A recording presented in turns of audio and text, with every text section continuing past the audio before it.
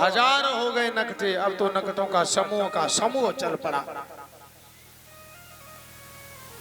अच्छा, लोग देखते हैं कि इतने नकटे आए हैं तो वो भी सोचते कुछ तो है, कुछ तो है जो इतनी भीड़ है, कुछ तो है। लेकिन भक्तों, लोग भीड़ भाड़ में चले जाते हैं। जहां भीड़ हो लोग समझते हैं कि यहाँ कुछ तो है। जब इतनी भीड़ है, चाहे भले ही धर्म का पतन हो रहा हो, जहां भीड़ अच्छी हो, लेकिन भीड़ के साथ एक शब्द जुड़ा है, भाड़। भीड़ और भाड़। तो भीड़ अक्सर लोगों को हमेशा भाड़ में ही ले जाती है। भीड़ हमेशा लोगों को भाड़ में ही ले जाती है। देश है खराब, क्या कहते हैं आप? देश है खराब, क्या कह रहे हैं आप? देश पहले अच्छा था, ये आप कहते हैं। यहाँ तो आज भी लोग भाईचारे से रहते हैं। यहाँ तो आज भी लोग भाईचारे से रहते हैं और खुद मलाई खा के भाई के लिए चारा छोड़ देते हैं। आज का समय वो नहीं है सत्य गोपाला। प्रेम अधिक उमड़े तो मामले को ही दबा देते हैं। कुछ तो अपने भाइयों को पशुओं की तरह पालते हैं, कुछ तो अपने भाइयों को पशुओं की तरह पालते हैं और खुद मलाई खा के, कुछ तो अपने भाइयों को पशुओं की तरह पालते हैं और उन्हें अपने पीछे चलाने के लिए उनके आगे चारा डालते हैं। भक्तों, कहने का सार यह है कि अर्जुन सर्जन ने सोचा नाक कटेगी तो बोले हमारी नाक काय को कटे, जहारवीर की ना कटा दो। और दूसरे की नाक कटाते कटाते अपनी कट जाती, लोग समझ ही नहीं पाते।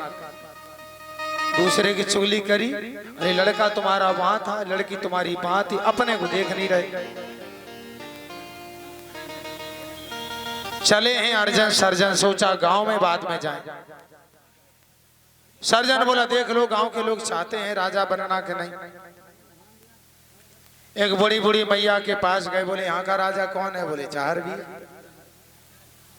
अर्जुन सर्जन ही पूछ रहे कि अर्जुन सर्जन को राज दे दिया जाए तो? बड़ी मैया ने कहा वो तो बड़े कपटी हैं, वो जगत का कल्याण नहीं चाहते। अब और जल गए।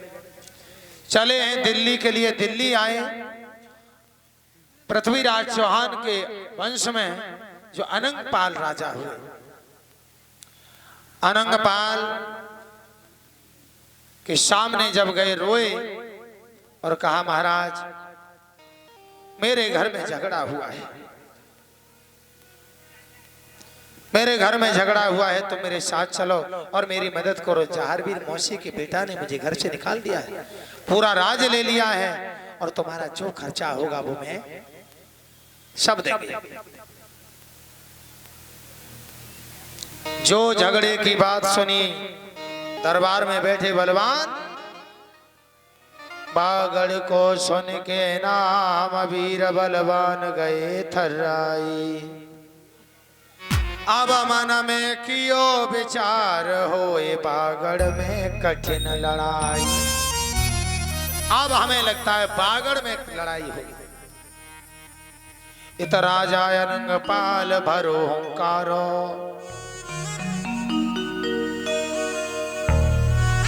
राजा ने तुरंत कह दिया कि सेना सजवा।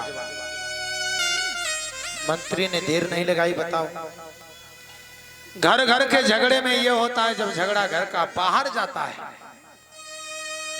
अरे भाई भाई में ही झगड़ा हुआ है तो बाहर के लोग पंचायत में आएंगे, सब भला चाहने वाले नहीं होंगे।